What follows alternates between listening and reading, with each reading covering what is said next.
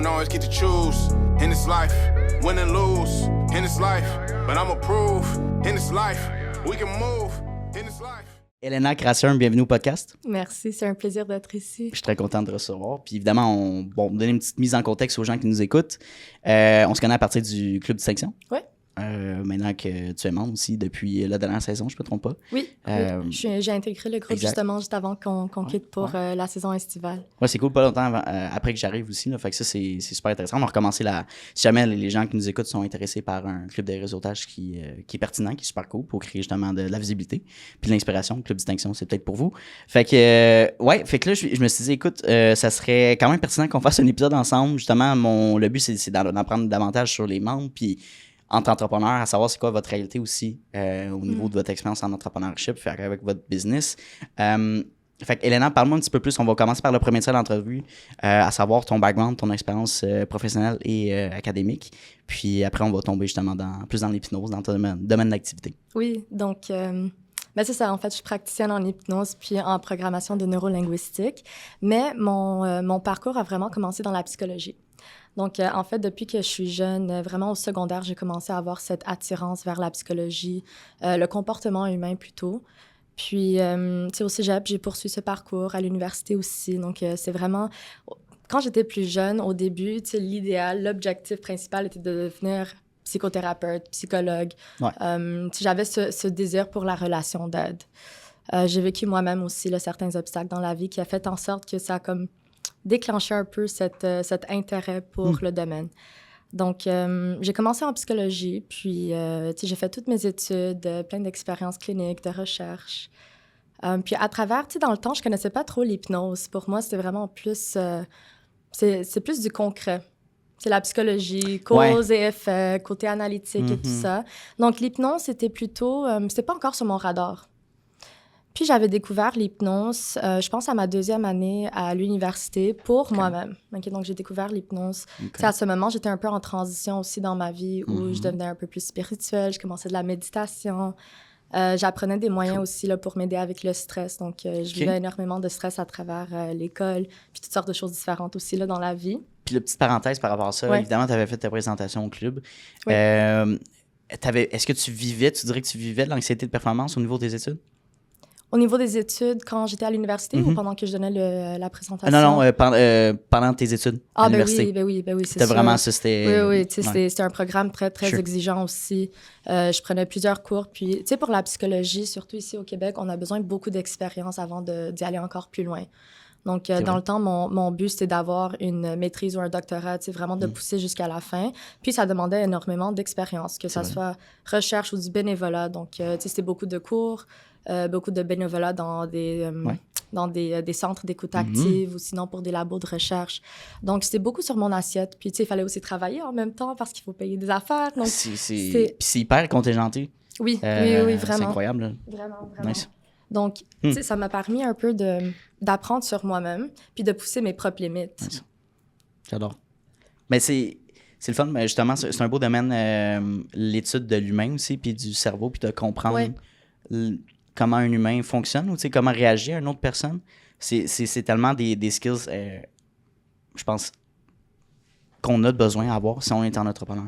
De comprendre un peu le body language ou le langage non-verbal de quelqu'un, la réaction, à savoir est-ce que justement ils sont prêts ou pas à faire une collaboration ou comme il y a une relation à développer, adapter son speech, ça va vraiment loin, mais de comprendre puis d'analyser l'humain, puis d'être empathique envers l'autre, c'est bon, là on s'en va un petit peu plus loin, là, mais c'est hyper important. Oui, puis c'est aussi, tu sais, je trouve qu'à travers mes années d'études puis d'expérience, ça te permet aussi de voir la vie à travers les lunettes de l'autre personne. Puis c'est vraiment ça qui est important aussi. Tu sais, on a tous nos propres histoires, nos propres blessures, nos bagages, nos chemins. Ouais. Donc, vraiment de se mettre dans les souliers de l'autre puis voir, OK, comment est-ce que lui, il peut voir la vie de cette façon.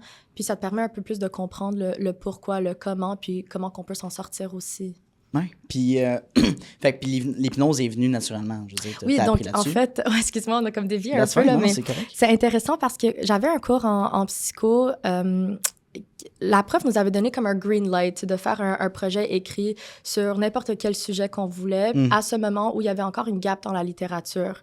Puis, tu sais, c'était à ce moment que je commençais à découvrir l'hypnose. Je suis comme, OK, mais laisse-moi écrire quelque chose sur l'hypnose. Ça pourrait être un peu intéressant.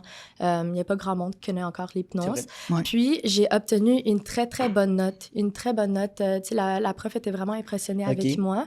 Nice. Donc, ça a comme piqué un peu l'intérêt comme moi. OK, peut-être j'ai une option. Ça pourrait être un outil d'intervention à utiliser en combinaison avec la psychothérapie ou autre chose. Donc, à ce moment, je commençais à comme, tu sais, l'avoir un peu sur mon assiette. Je suis comme, OK, ça commence à m'intéresser, mais tu sais, l'étoile du Nord, c'était toujours de devenir un psychologue. Sure. Finalement, à travers toutes ces années d'études, ce qui s'est arrivé, c'est bien sûr ici au Québec, c'est tellement contingenté que je suis pas rentrée pour une maîtrise. Donc, tu sais, j'avais appliqué une première fois, une deuxième fois, une troisième fois. Malgré que tu avais fait ton bac. J'avais fait mon bac, fou, j'avais l'expérience, j'avais vraiment des bonnes notes aussi. Tu sais, j'étais dans le cheminement d'honneur.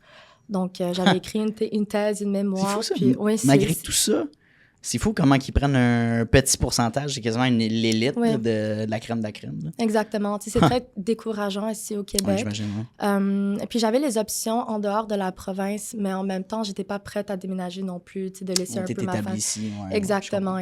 Donc, j'étais pas prête d'y aller ailleurs pour les études. Sauf je me suis dit, OK, comment est-ce que je peux combler ce besoin de vouloir aider le monde, tu sais, de comprendre le comportement humain, les mécanismes. Puis je suis comme, mais c'est quoi l'hypnose? Donc, finalement, je suis allée me faire certifier en hypnose.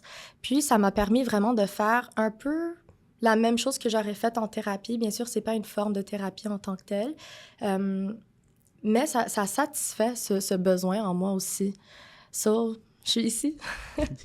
Mais c'est super cool. Puis, tu sais, l'hypnose, est-ce que ça t'a amené justement Est-ce que c'est un no-brainer de dire, OK, l'hypnose, ça va m'amener le chemin vers l'entrepreneuriat, ou il y avait une option d'aller vers le salariat dans une entreprise puis de faire ça? Ou c'est quoi la réalité sur le marché québécois? Je pense que ça varie vraiment d'une personne à une autre. OK. Tu peux le faire... dans ma communauté d'hypnose, en fait, on a une hypnothérapeute qui, elle travaille beaucoup avec les entreprises. Donc, elle aide les entrepreneurs, justement, en travail d'équipe, en utilisant l'hypnose puis des techniques pour l'aider un peu à trouver des solutions. Donc, tu peux vraiment appliquer l'hypnose dans n'importe quoi. Moi, je savais personnellement que quand j'ai développé ces capacités, ces compétences, je voulais juste ouvrir ma propre clinique. Je savais que ça allait satisfaire ce besoin. Donc, c'est même pas une question à ce point-là. C'est intéressant. Avant justement de parler un petit peu plus de l'hypnose, puis de l'impact, puis des effets d'accompagnement que tu offres, qu'est-ce que tu as appris sur ton parcours, mettons le premier mois là, que tu t'es lancé, là, avec la pratique, l'apprentissage, à savoir gérer l'argent qui rentre, les budgets, le marketing, tout ça, la clientèle, comment tu as été confronté à ça? Ça a-tu été comme un choc ou tu t'es dit, OK, non, je suis vraiment à la bonne place là, en ce moment? Mais tu sais, c'est intéressant, puis je le recommanderais pas à tout le monde. Mais moi, mon expérience, c'est... je travaillais dans le réseau public avant de devenir praticienne en hypnose. Puis, je travaillais pour la CLSC, la DPJ aussi, donc j'étais vraiment intervenant psychosocial. Et l'entrepreneuriat, pour moi, c'était la nouveauté. Je savais que j'allais rentrer dans ce monde d'affaires. Le comment et avec qui ou la piste à prendre, c'était encore un inconnu pour moi. Mais je savais tellement que c'était un désir que j'ai vraiment sauté les deux pieds dans l'eau. Donc, je suis rentrée un peu dans ce monde d'enfer sans aucune expérience. J'avais pas de guide non plus ou un point de repère. Donc, pour moi, c'était vraiment juste un apprentissage au fur et à mesure. Je comprends. Every day, step by step. On apprend en parlant aux autres, en posant des questions, en s'informant. Donc, je suis rentrée un peu avec... pas beaucoup de compétences dans le sac, mais j'ai appris au fur et à mesure. Puis honnêtement, si je pourrais retourner à l'arrière, je le ferais encore une fois. Parce que ça m'a sorti de cette zone de confort. Ça m'a donné énormément de confiance aussi. Puis la preuve que justement, si tu veux faire quelque chose, mais tu es capable de le faire, on trouvera toujours un moyen ou une solution. Donc, certains auraient pu dire que c'était un risque. Oui, effectivement, c'était un risque à prendre. Mais en même temps, je savais que, peu importe, j'allais trouver une solution. Tu allais être capable de pousser puis de push through. Exactement. C'est normal aussi de sentir, comme je parle souvent dans les podcasts du syndrome de l'imposteur. Oui. Puis j'en parle aussi dans le sens que c'est normal de vivre ça parce que dans n'importe quel projet que tu essaies de nouveau ou une nouvelle aventure ou un nouveau travail, un nouveau poste, tu vas te sentir un petit peu chambranlant. C'est nouveau. Exact. Avec le temps, avec l'expérience, tu vas développer une certaine confiance aussi à travers tes clients, à travers les personnes que tu rencontres. C'est juste normal. Fait que, tu sais, il faut pas trop se mettre de pression. Je peux pas croire quelqu'un, justement, qui est hyper confiant. Peut-être qu'il peut projeter ça, mais à l'intérieur de cette personne-là, peut vivre un stress, là, puis l'anxiété au début. Là. Exact. Au début, puis même à travers la carrière aussi. Tu sais, on est tous des êtres humains. Puis, tu peux bien être un professionnel dans ton domaine, mais on a toujours quelque chose de plus à apprendre. Donc, moi qui fais de l'hypnose depuis 2 ans maintenant, tu sais, j'ai quand même un coach aussi qui continue, qui continue à m'apprendre. Donc, je suis toujours dans une formation continue aussi. On est des êtres humains, on n'a pas le choix, right? C'est la façon de s'épanouir encore plus. Tu dirais que c'est quoi la vision des gens quand tu parles d'une personne qui est méconnaissable là, de l'hypnose? C'est quoi que les gens pensent en premier ou c'est quoi peut-être leur préconception de ce qui est votre métier? Est-ce que tu reçois déjà des commentaires un peu niaiseux, là, des gens qui ne connaissent pas ça, finalement? Oui, mais tu sais, pendant parce que je donne des consultations gratuites aussi. Oui, c'est ça, j'imagine. Oui, puis la première chose que les gens me disent, c'est « Ah, c'est mesmer. » OK, ben oui, t'es magicienne dans le fond, là. Ouais, exactement, c'est ça. Exactement. Donc, c'est intéressant de voir comment on a cette perception de l'hypnose, que c'est de la magie noire ou une forme de contrôle mental. Mais c'est pas du tout la réalité. Tu sais, l'hypnose, c'est vraiment un état naturel que tout le monde vit à tous les jours même. Puis dès que je commence à démystifier un peu tout ça avec le client, mais ça leur permet aussi de rentrer dans ce « Ah, OK, mais je suis en sécurité pour rentrer dans l'hypnose. Je suis en sécurité. » C'est vraiment la première chose qui revient. Est-ce que vous allez me faire quelque chose contre mes valeurs, contre mes désirs ou... Oui. Non, c'est intéressant. Mais... Donc, ouais. Fait que c'est sûr qu'il peut y avoir des gens qui sont peut-être pas à l'aise à s'ouvrir. C'est peut-être trop... c'est quand même dans un environnement qui est intime, dans ton bureau et tout ça. Parlons de ça un petit peu. Au niveau de la séance, c'est combien de temps, une séance? Combien de temps que ça prend aussi à une personne à être dans l'état d'hypnose? J'imagine que ça dépend de la personne, mais... me parler un petit peu de ce portrait-là, je suis vraiment curieux. Là. Donc, en fait, à la consultation gratuite, je vais vraiment prendre le temps avec le client juste pour évaluer leurs besoins. C'est voir un peu ce que le client cherche, s'ils sont prêts à faire ce changement aussi, parce que ça revient à une volonté. Donc, pour faire tout changement dans notre vie, il faut d'abord avoir cette volonté. Que l'hypnose n'est pas de la magie. Donc, il faut faire un certain effort aussi. Il faut être prêt à faire cette décision pour nous. Donc, j'évalue le tout avec le client. Je parle un peu de l'hypnose. J'explique c'est quoi, comment ça fonctionne. Mais le client a aussi la chance de lire des expériences des autres, de lire les témoignages qui leur met un peu dans ce contexte que, wow, je suis pas le seul qui a ces difficultés. Plusieurs ont énormément de succès, un gros succès. Donc, ça leur permet un peu d'être rassurés. D'être rassuré. Donc, en lisant toutes ces expériences, mais déjà là, la personne est calme. On est comme, wow, OK, ça aide avec la prise de décision. À travers une séance, pour répondre un peu plus précisément à ta question, ça dépend d'une personne à une autre. Une séance peut aller de 1 heure à 1h30 à 2 heures même. Ça dépend vraiment de ce que le client a besoin. Ça dépend. À la consultation, je vais faire des tests de pour voir si la personne est réceptive, justement. Oui, exactement. Je cherchais le mot. Non, c'est correct. OK. Mais on fait des tests de suggestibilité pour voir à quel point le client répond à nos suggestions. Donc, si le client est quelqu'un qui est réceptif à mes suggestions, qui est réceptif à l'hypnose, alors à ce moment, je l'accepte en tant que client. Puis les séances se déroulent quand même relativement faciles. Puis un bon point que tu viens de dire, c'est que tu n'acceptes pas tout le monde. Oui, exactement. Right? Il y a des gens... J'ai déjà dû refuser des clients dans le passé. Puis, je vous donne un exemple. Ben oui. Tu sais, j'ai un fumeur qui est venu me voir. Donc, il y a un fumeur qui est venu pour la consultation gratuite. Puis pour lui, la raison du pourquoi il voulait arrêter de fumer, c'était en raison de sa conjointe, ses enfants, le travail. Tout le monde autour de lui, à part lui-même. Donc, pour lui, c'était pas important d'arrêter de fumer. Il n'y avait pas ce désir. Il le faisait plus par ressentiment envers les membres de sa obligation, famille. par exemple. Par obligation. Wow. Oui, exactement. Fait que déjà là, tu sais que ça ne fonctionnera parce que dans sa tête, il s'est dit « Je le fais pas pour moi, je suis pas prêt à faire les efforts nécessaires, mettons. Je le fais pour les autres. » Oui, puis... Exactement. Puis, c'est une question de est-ce que ce monsieur serait prêt à faire le travail nécessaire? C'est ça. Yeah. On est tous des êtres humains, on a tous ce qu'on appelle des patterns, des mécanismes d'adaptation. Puis, quand on travaille sur l'hypnose, oui, on travaille le subconscient et le subconscient est vraiment responsable pour 90% de tes comportements. OK? Donc, c'est énorme. Mais il y a une partie aussi à travers de notre quotidien qu'il faut interrompre un peu. C'est les anciens patterns, notre ancienne façon de faire. Le subconscient, lui, va toujours vouloir peut-être retourner à l'arrière parce que c'est une question de confort ou de sécurité. Ouais. On a développé un certain mécanisme depuis longtemps. Right? Donc, les gens qui sont un peu refermés à vouloir faire le travail, mais je leur dis toujours, c'est la responsabilité de qui a changé leur vie. Right? Tellement une bonne question. Ouais. La métaphore que C'est fou, j'utilise, ça. Ouais. c'est penser à l'hypnose comme je te donne une pelle, okay, puis ton objectif est de me creuser un trou. OK. C'est la responsabilité de qui a creusé ce trou? Ben, à moi. À toi. Ouais. Mais la pelle est l'outil idéal qui va t'aider avec ton objectif. Oh, ouais. Si tu achètes cette pelle puis tu la laisses sur le bord du garage, ton trou va jamais se creuser. C'est vrai.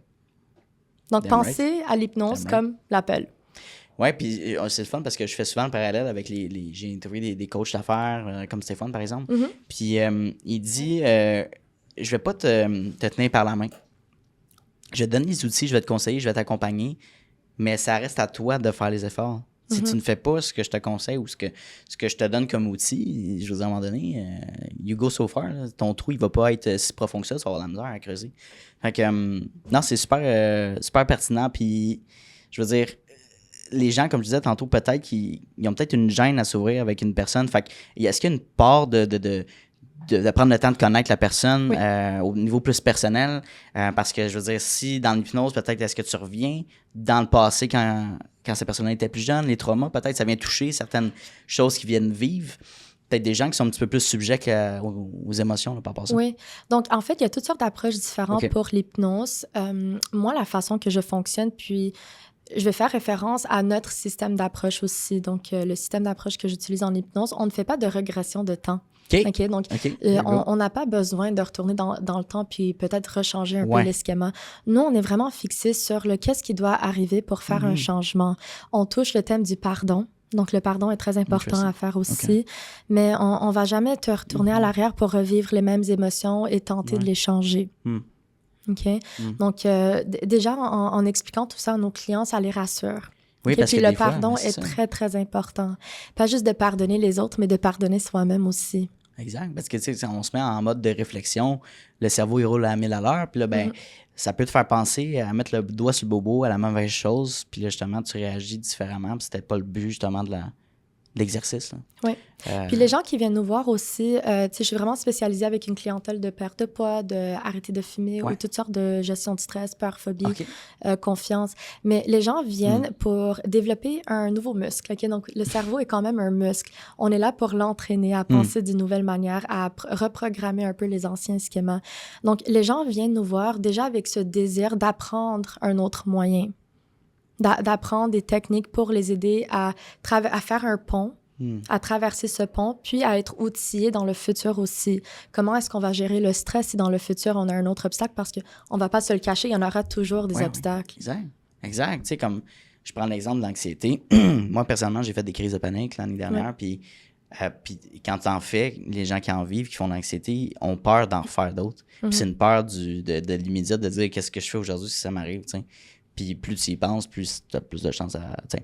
Mais c'est de l'accepter aussi, c'est de prendre conscience de ça. Mais quand tu es confronté à ça, comment on fait pour comme vivre dans son day-to-day, les mécanismes que peut-être que tu apprends à ces gens-là, au niveau, si, mettons, tu accompagnes quelqu'un qui fait de l'anxiété sévère, ça peut juste clairement aider, là, l'accompagnement tout ça à long terme. Là.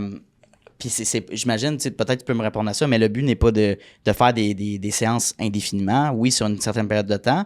Est-ce que tu dis jusqu'à un certain point, là, on a resolve le issue avec la personne? Tu vas plus jamais revoir cette personne-là. C'est-tu vrai ou c'est faux un peu, ça? Non, donc en fait, nous, comment qu'on fonctionne à la clinique, c'est à travers une séance d'hypnose. Donc, tu as de l'hypnose faite en temps réel par mois. Tu as aussi des programmes automatisés que vous écoutez, que vous ramenez chez vous, ils sont à vous de garder. Cool. Donc là, par la suite, ça vous donne des outils à long terme aussi. On a de l'hypnose, mais j'apprends aussi des techniques de PNL, de programmation neurolinguistique. Donc, les techniques de PNL qu'on vous apprend, c'est des techniques très rapides, très efficaces à mettre en application dans ton quotidien. Donc, quand tu es consciente. Donc, disons, tu vis un moment d'anxiété, de stress. Tu auras un outil pour t'aider à choisir une autre émotion ou à choisir une ressource. Choisir une autre émotion. Oui, wow. oui. Donc, je rigole en disant toujours que les êtres humains, on a cette capacité à choisir des émotions, à choisir un mood, à choisir une ressource interne. Parce que j'ai l'impression que quand tu n'as pas le contrôle sur nos émotions, on subit. On a l'impression qu'on subit notre émotion parce qu'il y a un contexte externe, puis là, on se sent, mettons, fâché ou triste, ou tu sais, comme déprimé, peu importe. Mais comme tu dis, là, t'as la capacité, justement, de sélectionner ton émotion ou de comment tu réagis à... Ouais. OK. Donc, on apprend un peu comment interrompre ce pattern quand il arrive, donc les déclencheurs. C'est tout ce qu'on fait dans la vie, on a tous des patterns, on a tous des mécanismes. Oui. Donc, on vous apprend comment interrompre tout ça, puis utiliser une technique. Utiliser une technique qui va vous ramener à un calme, qui va vous mettre dans un peu de confiance. Donc, tu sais, la présentation que j'avais donnée au club, sans même que les gens le réalisent, tout le monde était en train de me regarder, mais moi, j'avais fait une technique de PNL avant même de commencer. Puis ça m'a mis dans cette zone de confiance, de sécurité, oui.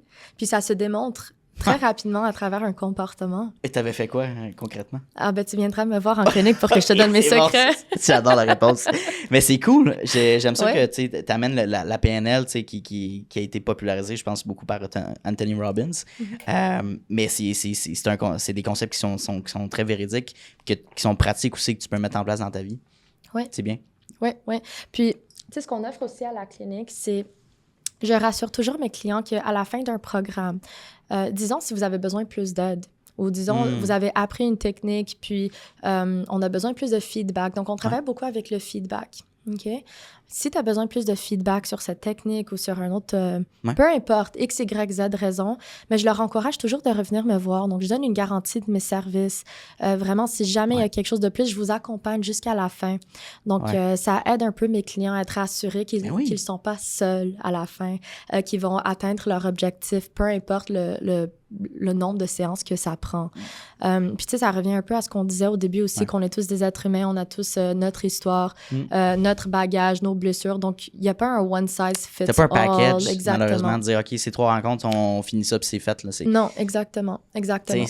Puis c'est le fun que tu aies cette garantie de service-là. Oui. On prend le nombre de rencontres nécessaires jusqu'à temps qu'on puisse trouver la solution à la problématique. Tu sais, là, tu as parlé justement d'un fumeur, on a parlé d'anxiété, mais je veux dire, je pense d'alimentation aussi, parce que je crois dans notre société, on associe, pour beaucoup de personnes, de se gratifier avec un repas, mettons, un fast-food, tu sais, de dire, j'ai vécu une émotion négative dans ma journée, je vais aller me récompenser. Ou vice-versa, j'ai fait un bon coup, je vais aller me récompenser de cette manière-là. Fait que ta bouchée dans ton Big Mac va t'amener, right? Ce plaisir-là initial. C'est fou comment on associe ces banalités-là, mais que sur le long run, c'est très malsain. Là. Mais tu sais, pense aux besoins... Donc, c'est une référence que j'utilise beaucoup avec mes clients. Okay? Donc, chacun d'entre nous, en tant qu'être humain, on a des besoins. Puis pense à nos besoins comme une table à 4 pattes. On a le sommeil, la nutrition, la romance et la sexualité, in whatever shape or form that is. Puis l'aventure et l'excitation, encore, in whatever shape or form that is. Pour certaines personnes, c'est un extrême, pour d'autres, non. Mais dès qu'une de ces besoins ne sont pas comblés, qu'est-ce qui arrive à une table? Chambranlante? Exact. Donc, notre système nerveux va commencer à compenser autrement. Donc, exemple, une personne qui a vraiment des rages de sucre. Essaie d'introspecter un peu quel besoin te manque. Est-ce que c'est un peu d'excitation? Wow, OK. Fait que c'est d'analyser, c'est des choses que tu penses même pas que... C'est d'être dans la découverte, la découverte de soi-même. Tu sais, qu'est-ce que j'ai besoin en ce moment que je devrais combler? Qu'est-ce qui me manque? Parce qu'en réalité, est-ce normal d'avoir des cravings intenses, out of nowhere, de dire j'ai besoin de mon McDo, j'ai besoin de ma barre de chocolat, comme j'ai besoin, avant de me coucher, tu sais, de snacker sur des chips. En réalité, c'est d'autres... Il y a quelque chose d'autre qui arrive.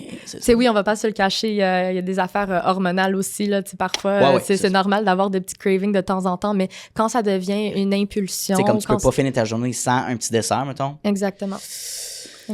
C'est curieux, puis ça touche tout le monde. C'est tellement un bon exemple parce que j'avais beaucoup cette problématique-là étant plus jeune au niveau de l'alimentation. J'allais chercher cette confiance-là, aussi ce regain-là de happiness à travers la bouffe, jusqu'à temps que je développe un petit peu plus ma confiance, que je commence justement à mieux manger, structurer mes repas, apprendre à aimer ça, cuisiner aussi. Puis quand j'allais acheter du McDonald's, mettons, puis j'étais hey, c'est plus aussi bon qu'avant. J'ai plus ce plaisir-là que j'avais avant de consommer. Puis là, je suis comme, OK, il y a comme eu un rewire qui s'est fait dans mon cerveau. Puis je vois la nourriture, l'alimentation différemment. Mais c'est du travail sur soi-même, en fait, c'est ce que j'ai fait, là. Puis d'apprendre à, oui, utiliser des aliments qui fait plus de sens. Oui, puis l'hypnose t'aide un peu de rentrer dans cette découverte, justement, de changer ta relation avec la nourriture, avec toi-même, avec ton corps. Ben oui. Les relations sociales aussi, donc, tu sais, en ayant plus de confiance. Mais ça commence déjà à rééquilibrer le tout. Puis, tu as mentionné quelque chose aussi qui parle un peu du pourquoi j'ai choisi ce domaine. Mais, tu sais, ça aide tout le monde. Tout le monde, de nos jours, dans la société, vit du stress. Oui. Tout le monde a un manque d'estime de soi parfois. Ça nous arrive tous.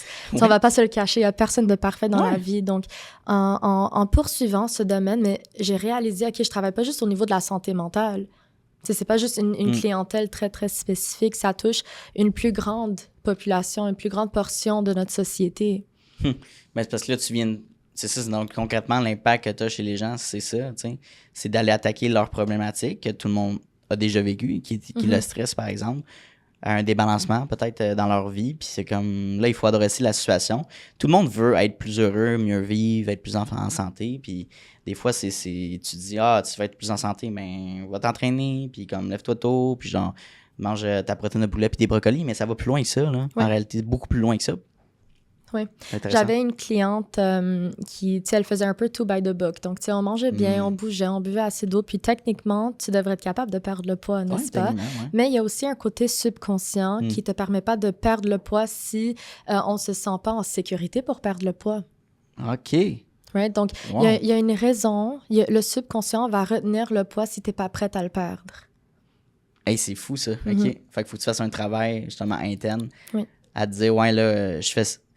Et non, mettons, je m'entraîne pour une autre personne. Faut vraiment, je m'entraîne encore une fois pour moi parce que je veux être mieux. Il y a toutes sortes de mécanismes différents. Puis, tu sais, je suis pas médecin pour dire que c'est la seule raison. Donc, je peux pas donner des recommandations médicales non plus. Mais, tu sais, quand on touche le subconscient, lui, son rôle, c'est vraiment juste de nous protéger. C'est toujours de nous protéger, nous garder en sécurité. Donc, je décortique un peu avec mes clients, puis on rentre dans cette découverte de, OK, c'est quoi ton gain secondaire? Qu'est-ce que ça te ramène de garder le poids ou de fumer ou de vivre dans ce stress ou des ressentiments ou des colères? Il y a toujours un gain secondaire pour tout ça, subconsciemment. Puis ça paraît un peu bizarre à dire, mais une fois que tu rentres dans ce processus puis tu commences à découvrir tout ça, là, tu es comme, OK, I never thought about it. Right? C'est fou. Ouais, c'est fou comment ça touche aussi à plusieurs sphères de ta vie. Les piliers, tantôt, tu as parlé des 4 pattes de la chaise. Mais c'est ça, puis ça peut aller vraiment loin dans le sens tu peux parler ton pilier de carrière, pilier financier, amis, famille, besoins sexuels aussi, tout ça. Si tu as un de ces piliers-là, ta maison, ta fondation, ben elle va être chambranlante. Fait que c'est d'essayer de... Je pense que c'est presque ou pas impossible d'avoir à 100% tous les piliers. Au moins d'essayer d'équilibrer un peu tout ça. Puis des fois, tu vas avoir des phases dans ta vie que ça va être un petit peu plus difficile que d'autres. Puis c'est normal aussi. Puis c'est juste de se réajuster en conséquence. C'est impossible d'atteindre un plateau, de dire rendu là, je vais être capable, ou rendu en faisant telle chose, ça va être infaillible. Oui, exact. Puis plusieurs d'entre nous, en tant qu'être humain, on se crée des règlements de comment les choses doivent être, comment... Oui, justement, c'est un pattern d'avoir des règlements, cette structure, OK, c'est de cette façon. On a besoin de ça, on dirait, pour se rassurer, peut-être. C'est ça qui oui et non. On s'est créé cette idée qu'on a besoin de ça. Okay. Mais ce qui est important aussi, c'est d'avoir une certaine flexibilité. OK? Puis c'est vraiment cette flexibilité d'être capable de faire des allers-retours, de s'ajuster, de s'adapter qui fait toute la différence. Parce qu'il n'y a rien de parfait dans la vie. Cette structure ne va jamais être juste une structure. Oui. Tu pourras jamais... puis un exemple concret à ça, dans le sens, tu dis, OK, je veux m'entraîner 5 fois par semaine, puis moi, ça va être les matins de 6 à 7 heures, tu sais. Si t'es un travailleur autonome ou je sais pas, tu t'es couché tard la veille, mettons, tu as 4 heures de sommeil, tu vas aller au gym, tu sais, après ça, c'est comme tu vas aller te péter au gym, tu vas faire mal, tu sais. En réalité, non, là, tu sais, tu peux te permettre de dormir, puis tu mettras plus tard ton entraînement, puis après, il faut pas se casser la tête là-dessus, à savoir, tu t'as pas respecté les règles que tu t'es mis en tête, là. Tu sais, la flexibilité, ça t'offre on baisse la pression, tu sais. Tu as le droit d'ajuster ton horaire comme tu le veux, puis d'être flexible. Oui, puis d'être flexible avec soi-même aussi. de se permettre de vivre certaines émotions, puis d'apprendre. Donc, ce que je dis toujours, c'est que les erreurs dans la vie n'existent pas. C'est juste de l'apprentissage, c'est juste du feedback. Et j'ai vraiment appris ça de mon mentor à moi, donc le coach que je suis aussi, puis son coach à elle. Alors. Les erreurs dans la vie, ça n'existe pas, c'est vraiment juste du feedback, toujours du feedback. Dans les formations que tu obtiens justement pour développer tes connaissances en hypnose, est-ce que vous touchez un petit peu ce qui est enseigné peut-être dans le côté plus anglophone, canadien, côté américain? Est-ce qu'il y a des pratiques différentes? C'est quoi les différences, mettons? Oui, donc en fait, nous, notre système, on s'appelle le Master Hypnotist Society. Donc, c'est un système qui est basé sur plus de 40 ans de recherche. Puis, on a des cliniques partout en Amérique du Nord, donc aux États-Unis, à Toronto, partout au Canada un peu. Tu sais, moi, j'ai fait mes études à Toronto, puis la formation que je continue à suivre, c'est avec mon mentor qui est à Toronto. OK. Mais au Québec, on a traduit ce système pour la communauté francophone. Donc, au Québec, on est vraiment juste 2 cliniques qui pratiquent de cette façon. Okay. On a la première clinique qui est à Pointe-Claire, sur West Island Hypnosis Center. Justement, je travaille avec elle aussi, puis c'est mon deuxième mentor, si tu veux. Okay. Donc, je continue à apprendre d'elle aussi. Puis la deuxième clinique est de la mienne, située à Saint-Eustache, donc Hypnose Basse-Laurentide. Et tu sais, éventuellement, on aimerait bien continuer à élargir les cliniques ici au Québec pour justement combler ce besoin dans la communauté francophone aussi. Okay. Mais oui, c'est une approche très, très, très intéressante. Puis une communauté d'hypnothérapeutes qui, justement, on se rencontre à chaque semaine. On apprend de tout le monde à chaque semaine. Il y a toujours des formations. Quand on a besoin d'un certain soutien, tu sais, on a toute cette communauté. On a accès à absolument toutes les ressources nécessaires pour nous aider.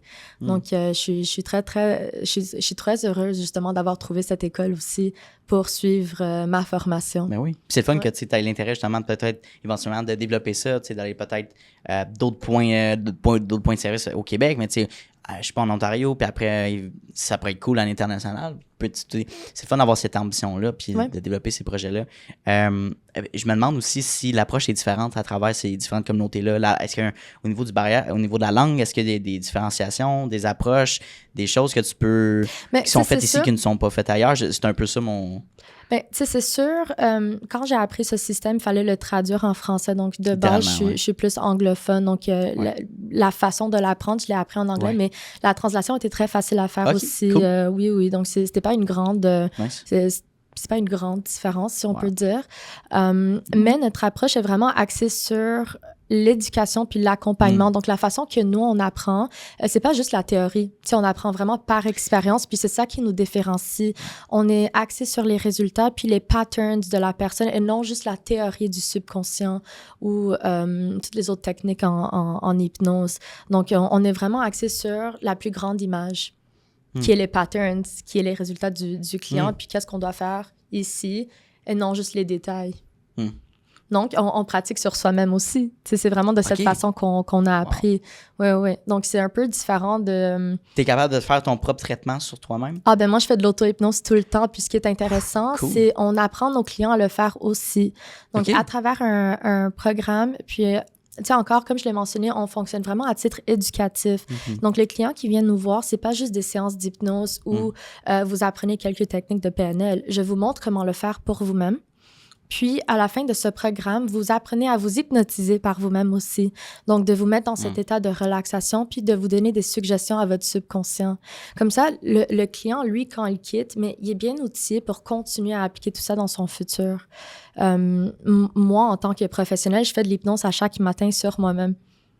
Ouais, c'est le fun. C'est le fun. Est-ce que tu dirais que c'est une forme de méditation? Tu as comme de routine le matin de faire ça ou c'est vraiment... Mais c'est rentré dans ma routine maintenant, oui, ça fait partie de qui je suis. Puis l'hypnose, il y a des techniques de relaxation au début, oui. Puis par la suite, ben, c'est vraiment de te donner des suggestions au subconscient. Il y a une façon de suggérer le tout. Question plus large, c'est quoi les qualités intrinsèques d'une ou d'un bon hypnologue qui te décrit vraiment comme une personne performante dans son domaine? Fait que toi, ça serait quoi tes qualités humaines, par exemple? Ben, j'apprends à connaître le client. J'apprends à me mettre dans ses souliers puis de voir comment que lui, il perçoit la vie. Oui, parce qu'il n'y a pas de bonne ou mauvaise façon de vivre, mais parfois, on a utile et non utile. OK. Qu'est-ce que tu veux dire? Dans le sens où... c'est, disons, quelqu'un qui est très ordinateur, OK, qui est très analytique. Très logique, ouais, exactement. rationnel. Right. Exactement. Puis c'est un pattern, justement. C'est utile dans ton domaine de travail. Oui. Si tu es comptable ou quoi que ce soit, on a besoin d'avoir cette compétence. Mais parfois, ça peut aussi nuire à certaines relations sociales ou quoi que ce soit. Donc, c'est pas bon ou mauvais. C'est juste comment qu'on peut s'adapter puis s'ajuster en fonction du besoin du client. OK? Puis ce que moi, je pense, m'amène cette expertise, c'est justement, j'ai énormément d'expérience clinique aussi. Donc, tu sais, ce côté empathique, puis d'apprendre à connaître le client et se mettre dans ses souliers, c'est très important. Mais c'est aussi de rentrer avec lui, puis d'être capable de s'en sortir pour le guider. Puis il y a une bonne raison pourquoi je le mentionne aussi. Donc, oui, il faut être empathique. OK? Puis, tu sais, j'avais mentionné que j'ai travaillé dans le public, dans le réseau public depuis très longtemps. T'as pas le choix d'avoir ça, non? Donc, on n'a pas le choix, mais en même temps, tu travailles dans des contextes très lourds parfois. Puis, l'empathie est important, mais il faut aussi avoir cette distance émotionnelle. Puis, en tant que praticienne en hypnose, je dois développer... il faut rentrer avec le client puis être capable de s'en sortir pour le guider avec toi. Je ne sais pas si ça répond et non, un peu à la question. peut-être tomber dans les émotions avec lui. Exactement. C'est plus de faire comme une relation de professionnel avec l'autre personne justement qui reçoit ça. Ben, ça fait du sens, là. Je veux dire, puis cette personne-là veut se sentir en confiance, veut se sentir guidée aussi, donc... Oui, OK. Exactement. Puis, tu sais, comme j'avais mentionné, il n'y a pas de one size fits all. Donc, j'ai déjà eu des clients dans le passé, puis c'était la première fois qu'ils sont venus me voir avec un objectif que j'ai jamais entendu parler d'avant. Puis, je suis comme, OK, let's go. T'as jamais été, ouf, non, c'est hors de non, jamais, parce que, tu sais, je sais que moi aussi, j'ai mon propre mentor. Donc, advenant que j'ai besoin de quelque chose, je sais que c'est là. Mais ça s'est jamais arrivé parce que, justement, j'accompagne un client, puis on travaille ensemble. Donc, peu importe, à la fin du programme, tu es accompagné. Si jamais on a besoin de plus de séances, mais on est quand même là. Donc, il y a jamais une question d'abandonnement. OK. J'aimerais ça qu'on prenne l'exemple justement d'un fumeur qui fait de l'accompagnement avec toi, par exemple. J'imagine que cette personne-là a peut-être essayé différentes manières, à savoir, j'ai coupé complètement, je suis revenu, j'étais plus capable, j'ai essayé des patchs, la gomme et tout ça, la cigarette électronique, puis je reviens toujours à revenir à consommer. Est-ce que tu dirais que cette personne-là a vécu, est rendue là pour justement prendre un accompagnement avec toi? Est-ce la bonne manière d'aborder ça aussi? Ben, tu serais surpris à entendre, mais peut-être pas aussi surpris, là, mais l'hypnose, c'est toujours le dernier recours. Donc, que ça soit pour arrêter de fumer ou la perte de poids ou le stress, tu sais, les clients qui viennent nous voir, c'est toujours, mais j'ai tout tenté. Les patchs, les X, Y, Z, les régimes alimentaires, X, Y, Z, des formes de thérapie ou quoi que ce soit, X, Y, Z. Donc, l'hypnose, les gens en connaissent pas assez pour l'avoir comme la première option. Mais pourtant, c'est l'outil qui fonctionne le mieux. C'est ben, fou. Pas pour dire que c'est l'outil qui fonctionne le mieux, mais tu sais, quand tu apprends ça puis tu veux vraiment faire le changement, mais les résultats que tu peux avoir, c'est incroyable. C'est incroyable. Donc, oui, les gens viennent nous voir avec ce dernier recours, puis on apprend à interagir avec tout ça d'une certaine manière et d'apprendre aussi aux clients de comment qu'on peut mieux gérer le stress quand tu auras un craving pour la cigarette. Exact. Tu sais, comment est-ce que tu Comment tu vas réagir à ça? Ça va arriver. Exactement. C'est quoi les outils que tu vas mettre en place ou comment tu vas... T'sais. Exactement. Fait que est-ce que c'est de... Je vais pas voler les pépites d'or que tu enseignes, là. Fait que c'est-tu de shift un peu l'attention? C'est de satisfaire le gain secondaire d'une autre manière. OK. Exactement. Okay. Exactement. Donc, dis-toi la raison du pourquoi tu fumes, mais ça te ramène quelque chose de positif. Oui, c'est ça. Le gain, c'est ça. Exactement. Il y a un gain secondaire. Donc, qu'est-ce que ça te ramène puis comment qu'on peut le satisfaire autrement? Okay. Même chose pour l'alimentation. Le sucre te ramène quelque chose. Comment qu'on peut le satisfaire autrement? Manger une pomme. Même le stress. Tu sais, j'avais une cliente qui, justement, vivait énormément de stress, beaucoup de colère et de ressentiment aussi. Puis, on a trouvé à travers l'hypnose que son gain secondaire à elle, la raison du pourquoi subconsciemment, elle retenait encore ce même comportement, bien, ça lui amenait une certaine sympathie des autres. Une validation, une rassurance, une forme de sécurité. Donc, c'est un comportement qu'on voulait changer, mais il y avait une intention positive attachée à son comportement. Puis c'est vraiment de cette façon qu'on fonctionne. Ouais, mais ça fait tellement de sens aussi là, quand tu l'expliques. Tu te dis, oh mon Dieu, ça ouvre une panoplie de possibilités pour les gens qui nous écoutent aussi. Là, évidemment, c'est de suivre Elena dans un accompagnement, là, mais Si on prend le stress, l'anxiété, moi, ce qui m'a aidé personnellement, honnêtement, c'est bizarre parce que je me disais, je ne vais pas en parler aux gens autour de moi. Ils vont penser justement que ça va pas bien dans ma vie. Puis finalement, tu parles, puis tu dis, hey, cette personne-là fait des crises de panique. Celle-là prend des médicaments chaque jour pour calibrer son anxiété. Tout le monde que j'ai partagé ça ont vécu leur épisode. Puis je suis comme, OK, oh ouais, attends, je suis pas tout seul dans mon monde. Mais c'est à force d'en parler, puis juste de discuter avec des gens, ça aide nécessairement aussi à te sentir mieux, puis à relativiser, à dire comme, je suis pas tout seul là-dedans, là, tu sais, je peux... Juste d'avoir des gens qui sont honnêtes, qui sont empathiques aussi. D'avoir juste ça, là, au niveau du stress, je trouve ça aide quand même. Là. Des gens qui sont aussi humains. Ben, oui, exact.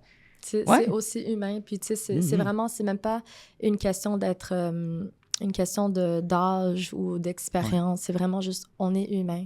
And it's totally okay. Yeah. C'est correct de pas être...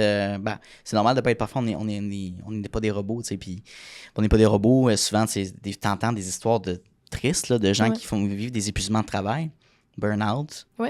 Peut-être que les gens, justement, est-ce que tu as déjà vécu des clients qui t'ont approché, des gens qui ont vécu ça, qui disent, là, je suis en panne de ressources, je sais plus quoi faire? Oui, bien sûr. Bien sûr, ça arrive à tous les jours. Ouais. Puis, tu sais, même moi, là, quand j'étais à l'école, après que j'ai terminé tout ça, j'ai eu l'expérience d'un burn-out. Tu l'as vécu après?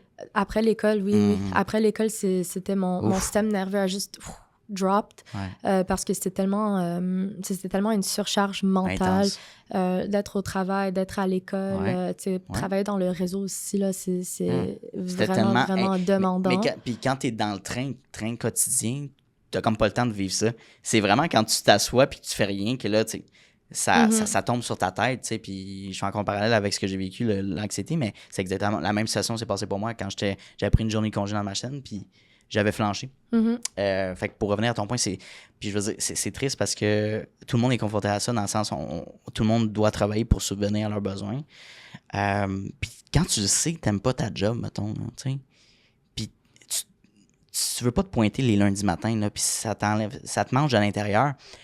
Après un certain temps, même si le salaire est intéressant, tu vas t'épuiser, tu vas vivre justement ce burn-out-là potentiel parce que comme ça ne tentera pas, tu seras démotivé, tu vas plus vouloir t'impliquer dans l'entreprise que tu travailles. Fait que ça, c'est un gros point que les gens ont peur d'aborder parce qu'ils vont se dire « Hey, j'ai une stabilité, j'ai des avantages sociaux, même si je déteste ce que je fais. » Au moins, ça m'amène sécurité, mais la sécurité, elle coûte cher, je trouve, émotionnellement. Justement, j'allais dire, ça vient avec un certain prix aussi. Ouais. Puis c'est exactement ce que j'ai vécu, tu sais, mais éventuellement, je m'étais dit, il faut absolument que je fasse un changement. Ouais. Puis ça a pris du courage, oui, mais maintenant, je suis tellement plus heureuse. Et tu sais, oui, j'ai des longues journées de travail aussi, donc parfois, je suis au bureau de 9h le matin jusqu'à 9h le soir, mais quand t'aimes ce que tu fais, puis on parlait de ça justement avant de commencer le podcast aussi, quand t'as du plaisir à faire ce que tu fais, puis c'est vraiment une appréciation pour ton domaine, pour toi, pour les apprentissages qui viennent avec. Mais la charge mentale est moins significative. Mais tu sais, c'est une charge mentale qui est positive, si on peut dire. Oui. Donc moi, je termine mes journées. Oui, je suis fatiguée. Oui, c'était des longues journées, mais je suis tellement heureuse que j'ai pu accompagner autant de monde, puis d'avoir des beaux résultats, toujours continuer d'apprendre que, tu sais, je rentre chez moi, puis je suis comme, waouh, c'est une belle journée. Et c'est tellement important d'avoir ça. C'est plus, moi je dirais que c'est nécessaire. Oui. Puis je dis pas c'est pas nécessaire d'être un entrepreneur, mais dire à ton travail, est-ce que tu remarques que tu es en train d'orienter toujours ta montre à savoir combien de temps il reste? Avant la fin mettons, de mon chiffre ou de mon corps de travail, peu importe. si c'est pas le cas, ben tant mieux, tu es sur la bonne direction. T'sais, si tu vois pas le temps passer, puis tu en manges, puis tu sais, ben c'est sûr que tu auras moins de lourdeur, puis que quelqu'un va venir, j'ai besoin d'aide pour faire telle chose. Ben c'est sûr que si tu as cette réaction-là, ça va être plus difficile de travailler puis de pousser ou de performer dans ce que tu fais. Fait que c'est sûr que c'est extrêmement plus facile d'aimer une job. En réalité, là, je pense qu'il faut arrêter d'associer un gros salaire à justement le succès. Ou l'argent que tu as. C'est pas important. Tant que tu as besoin, mettons, tu as l'argent que tu fais puis tu subviens à tes besoins, que tu peux te gâter, que tu as du plaisir, mais puis que ça ne met pas un frein sur ta qualité de vie personnelle, je pense que tu l'as déjà atteint. Là. Le succès, tu n'es pas obligé de vouloir faire 200, 300 000 par année, pas vrai. Là. Non, c'est ça. Puis, tu sais, c'est très subjectif aussi parce que tout le monde a des opinions différentes, bien sûr. Exact. Mais l'importance dans tout ça, de mon avis, c'est juste prendre un moment de décompresser. C'est important Sure. de juste décompresser pour réaligner un peu tes pensées sur ce que tu veux, comment est-ce que tu vois ta vie. On est grateful pourquoi. Comme, je dis à mes clients, est-ce que tu as le temps de te brosser les dents le matin, de prendre une douche, de prendre du temps pour t'habiller? Yeah. Oui, des affaires d'hygiène. Donc, tu as le temps aussi de prendre soin de toi 5-10 minutes par jour juste pour réaligner un peu tes pensées et avoir cette sensation de gratitude pour la vie parce que ça fait toute la différence aussi. Ouais. Ouais, c'est de la gratitude, puis d'avoir de la gratitude pour des petits moments anodins dans notre journée. T'sais, des fois, je parle d'une expérience que j'ai vécue. À Montréal, les gens se regardent pas dans les yeux quand tu les croises, c'est normal. Puis ils sont tellement... Puis à un moment donné, je croise quelqu'un, puis il m'accoste, puis il me dit « Hey, je te connais pas, mais passe une bonne journée. » Puis il est parti. C'est comme ça fait toute la différence, ça. Puis là, j'y ai pensé, puis j'en parle encore. Ça fait, je sais pas, des mois, là. Ouais. Puis là, ben, dans la même journée, j'ai fait le même effort. J'ai fait la même chose à l'autre personne, puis l'autre personne était surprise. C'est tellement anodin. Mais toi, c'est parce que ça t'amène un petit bonheur aussi. Mais cette personne-là aussi, et l'effort, elle va peut-être en parler avec sa famille, peu importe, mais va peut-être partager cette bonne nouvelle-là. Fait que, tu sais, je sais pas. Il y a ça, juste de vivre le moment présent puis d'apprécier. Tu sais, d'apprécier des fois de rien faire. C'est stupide, là, mais de prendre le temps de rien faire, mettons, là. My God, pour tellement longtemps, c'est comme si j'étais malaisée de rien faire. Ouais. C'est comme si mon système nerveux s'était pas donné cette permission de juste prendre un peu de temps pour toi et relaxer. C'était l'inconnu. C'est inconfortable. Oui, c'est vraiment inconfortable. Mais une fois que tu apprends à te donner cette permission, ça revient vraiment à cette permission qu'il faut se donner. Okay. Une fois que tu apprends, doucement, c'est vraiment à des extrêmes différents, mais ça te permet de rentrer dans la découverte de toi-même aussi. Donc, moi, c'est en prenant soin de moi de cette façon que j'ai appris à me découvrir aussi. Ouais. Découvrir ce que j'aime, qui je suis, apprendre un peu sur mes patterns aussi. On est tellement pognés dans un cycle du monde que c'est difficile de vraiment se connaître puis de se comprendre. Ouais. Makes sense. Yeah. Écoute, Elena, on arrive déjà à la dernière partie de l'entrevue qui est les deux dernières questions. Ça a passé quand même vite. Oui, c'est cool. J'ai même pas remarqué. Je sais, c'est fou quand on parle. Puis dans le podcast, on dirait que le temps, c'est fou. Là, c'est comme dans le film Interstellar. Je sais pas si tu as déjà vu ça, là, mais maintenant, il est sur une planète. Puis 11 minutes, mais en réalité, c'est comme 11 ans. J'en ai fait du genre. Fait que ça passe tellement vite. Puis c'est un contexte qui est intime. Puis je veux dire, quand tu as une connexion avec une autre personne, c'est beaucoup plus facile. Oui. Puis avec ta clientèle, ça doit être la même chose. Fait que ton bon dans les deux dernières questions, tu les connais déjà. Fait que allons-y pour ça. Ta vision du succès, comment tu la définirais au côté personnel et professionnel? Mais c'est très subjectif, puis honnêtement, j'ai même pas pris le temps d'y penser. Mais pour moi, c'est plus... Mais pour moi, c'est plus... Tu sais, c'est ce que je ressens à l'intérieur. C'est pas trop un chiffre d'affaires. C'est quels sont mes objectifs dans la vie? Mais je veux aider. Comment est-ce que je peux aider? Mais je donne aux autres. Tu sais, j'ai cette clinique. Je sais que je veux avoir ma clinique en expansion. Tu sais, je veux aider autant de personnes que possible. Puis moi aussi, en même temps, de grandir. Donc, tu sais, bien sûr, j'ai des projets à long terme aussi. Donc, c'est vraiment... L'apprentissage puis le changement est jamais linéaire, mais tu montes. Il y a toujours des hauts et des bas, mais tu es toujours dans la même direction. Donc, pour moi, c'est cette détermination puis la résilience à travers tout ça qui fait le changement. Donc, où est-ce que j'aimerais me voir dans un an? Tu sais, j'aimerais avoir la clinique en expansion, avoir un autre local, commencer à donner des conférences. Mais comment est-ce que je veux me sentir? Mais je veux être fière de moi à travers tout ça. Tu sais, je veux continuer à apprendre. Puis, je pense pour moi, c'est vraiment ce qui définit un peu côté personnel et professionnel. Tu sais, c'est toujours le fait que j'avance, que ça soit des gros pas ou des petits pas, mais toujours d'avancer. Puis continuer à apprendre, puis d'évoluer comme humain, puis comme entrepreneur. On a parlé tantôt du plateau, mais si tu veux pas te rendre un plateau, c'est de continuer à aimer ce que tu fais, puis à développer, à apprendre, rencontrer de nouvelles personnes, essayer des projets qui peuvent fonctionner ou pas, peu importe, mais c'est de l'apprentissage. Fait que c'est cool que tu sais, c'est une question qui est très subjective, comme tu dis, puis c'est très général, puis c'est pour ça que je la pose aussi, parce que chaque personne va l'emmener différemment, tu sais. La dernière question fait un petit peu suite à ça, puis tu la connais déjà. Si tu avais la chance de parler une version de toi-même de 18 ans, côte à côte, une Elena de 18 ans, qu'est-ce que tu te conseillerais en ce moment? De ne pas avoir peur. De ne pas avoir peur, de prendre les risques parce que peu importe, tu vas réussir. Si tu veux réussir, tu vas réussir. Puis c'est vraiment quelque chose que j'aurais aimé entendre quand j'étais plus jeune. Tu sais, souvent, t'as des ambitions, t'as des idées, mais on se remet en question, on se doute. On est pris dans ce débat interne. Est-ce que je devrais le faire? Est-ce que non? Si je le fais pas, qu'est-ce qui arrive? Est-ce que je le fais? Mais il y a tous ces risques. Mais juste fais-le, parce que les erreurs dans la vie n'existent pas. C'est vraiment juste toujours un apprentissage.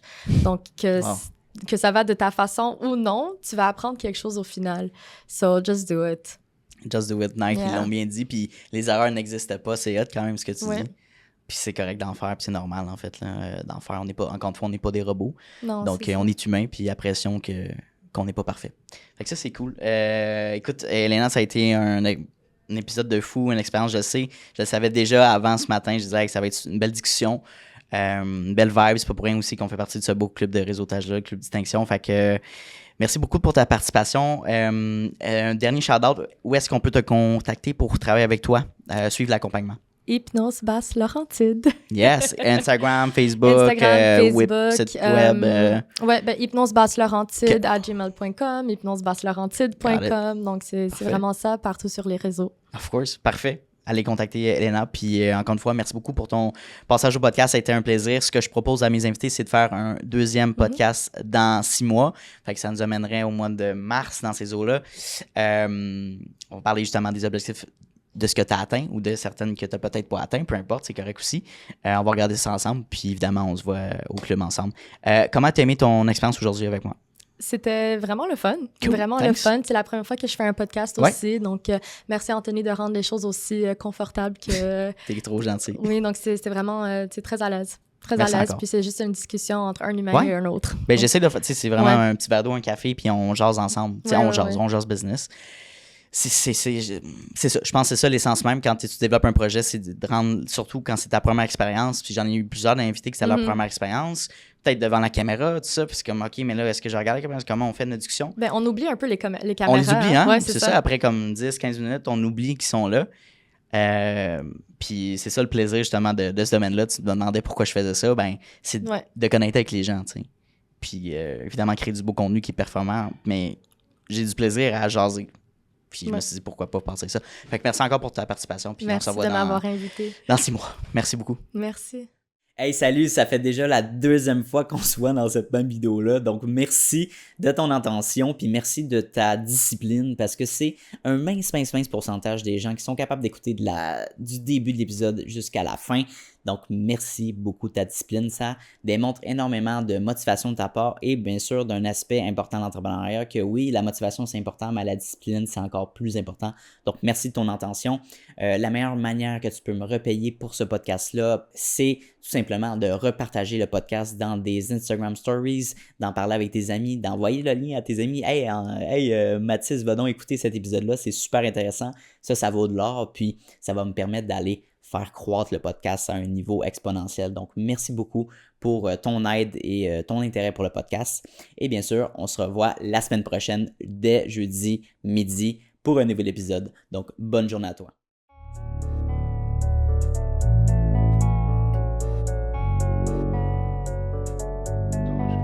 You don't always get to choose in this life, win and lose in this life, but I'ma prove in this life we can move.